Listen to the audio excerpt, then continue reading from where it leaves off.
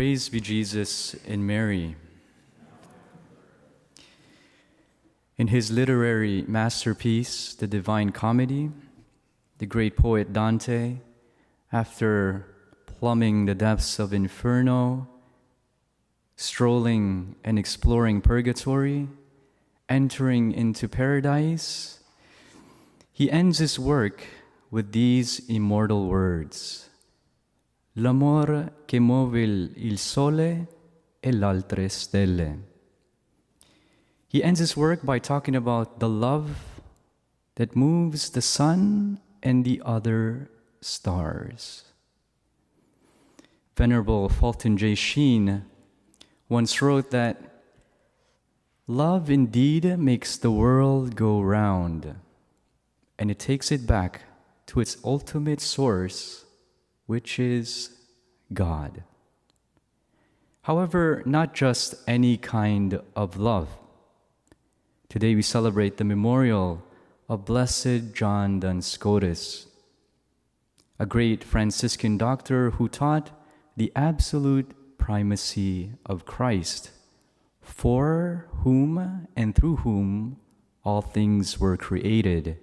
He also taught the absolute primacy of charity, through which all things go back to its ultimate source. He once wrote that all men have God as their natural end, but they cannot reach him if not supernaturally. So the love that the absolute charity which Blessed John Duns Scotus speaks about is the theological charity, a supernatural love. It's something which St. Paul talks about in the first letter when he says, love is the fulfillment of the law. And this is what Blessed John Duns Scotus talks about as well. A little earlier on in the same letter, St. Paul talks about how Christ is the end of the law. Christ. And this is why St. Ambrose says, Plenitudo legis in Christo est. The fullness of the law is achieved in Christ. What does this all mean? Jesus is the living fulfillment of the law. And St. John Paul II in Veritatis Splendor teaches us how he fulfills it, its authentic meaning. Christ fulfills the authentic meaning of the law by the total gift of himself through supreme charity. He becomes a living and personal law who invites us to follow him. And now we can understand the gospel of today when he says that if anyone comes to me without hating his father and mother, wife and children, brothers and sisters, and even his own life, if they don't renounce all this, he cannot be my disciple. Harsh words. But we can only understand this in the context of his whole teaching.